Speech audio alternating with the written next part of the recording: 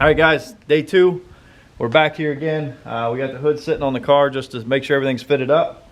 And what we're actually going to do now is we're going to try to mount the nose because we had to move it a little bit. So we're going to mount the nose in position, and then we're going to fit the hood completely, this hood. And then what we'll do is we'll actually start sanding down the second hood, the actual hood that's going to go in the car, and make it fit. So that's what we're going to do today, and let's get at it.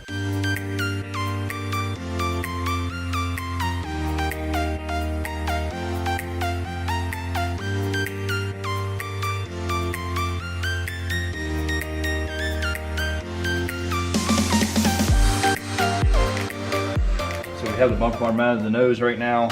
It's suspended in midair, and the brackets I use to weld to the actual bumper bar, instead of just mounting the bumper bar to the fiberglass, I make these little mounts, which is pretty cool. I never throw anything away. So this is actually off a brace that you would see on fender braces and stuff that sometimes you usually cut off. So that would be something you weld to the bar, bolt to the bumper, which is pretty cool. This is a prefabricated thing that I get from Parts Guy Dave Moon. Very cheap. It was put on a laser printer. And then here's the old faithful cheap option. It's a 1/4 fender washer. You could just flatten the bottom, clean it up, and that also makes a really good body bolt. So body mount. So what you try to do is cut costs. Is the best way to do it right now. I would say I'd do this, but I actually did lay in one of these prefabs, and I also have one of these in there too. So right now that's how we have it in 3 points. But so now what I'm going to do is I'm going to actually make the bar to attach to the frame and roll cage itself to attach the nose, and then I can start putting in all my bracing that needs to happen before we can do anything with the hood.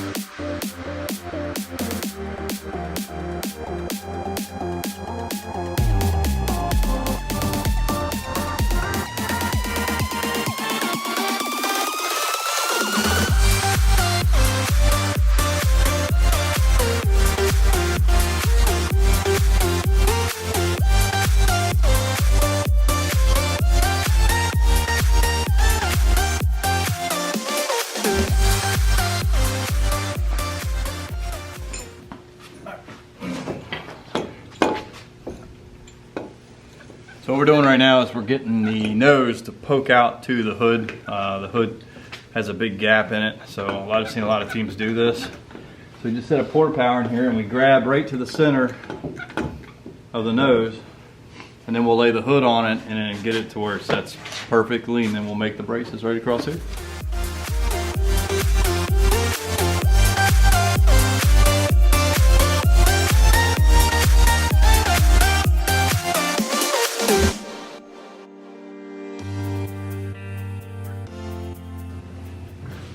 So this is what I was talking about. So see the gap I was talking about right here. The only way to get this gap gone is you're going to have to take the nose up to it, and then it gets that nice filler out. I feel like that might be a little too high, but so we'll pull it out a little bit. I think we're more like that right there. Gets a nice little seat across. It's not as high, so I think that's what we need to do right there.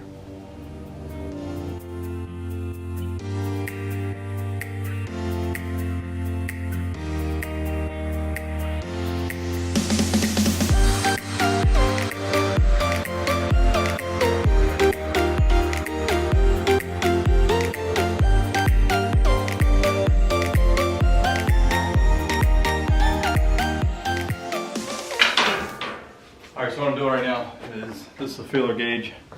If you don't have one of these and you have one of these cars, you might want to have one. But so green is if there's a green mark on the template. If you look, there's a blue mark, there's a yellow mark. What you have to try to do is get the color right here to be red, yellow, blue, and green. And you don't want it to go anywhere. You want it to hit the template. You don't actually want it to go over it. So that's just part of the rules. It is what it is. I see that one seems like it's too low right there. So that being the case, we'll probably have to do something to move that up. But right now it looks like everything else is fitting really well. Right there is really tight to the window, and that's actually a good thing on a super speedway. Super speedway, you want the windshield up as high as you can to hit the template to blow the air away from everything else. He probably could push down on the hood right now. It'll probably sink that down to where we want it, which is exactly what it'll do. So all in all, I really like where we're at right now, because when he did that, like push down right here, there you go. And so same thing. So it actually is going to work just right there. So that's where we need it. We're done with lunch. We're gonna put some brackets on for the radiator to hold it out.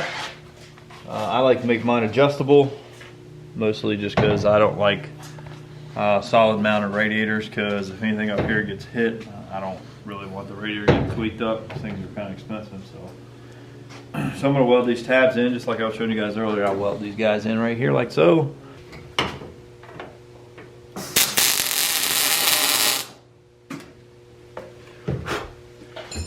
Alright, so if you're asking why I do tack welds and spots sometimes, it's because I have the heat high enough to penetrate into the roll cage itself. The braces are a lot thinner, so I wanted the heat to mostly melt the actual roll cage part, so it actually bonds it a whole lot tighter. So that's why you hear me a lot of times hit and let go, hit and let go, and that's why. It's kind of like a stitch welding, except for I'm using a little higher heat. Aha!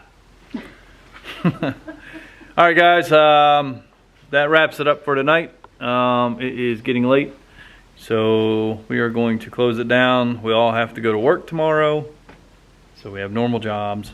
But as you see, we got this hood fitted. We still have to get the other hood fitted, but we'll get it. We got the hinges done, and then I got to do some bracing and do some hood pinning. And then this is finally, this hood is done. So then it'll be put the other hood on and go through that process of sanding that one and get it prepped. So that'll be another video. This concludes this one. It'll be a few more we got left to do, and then we'll be ready to paint off the Daytona. Later.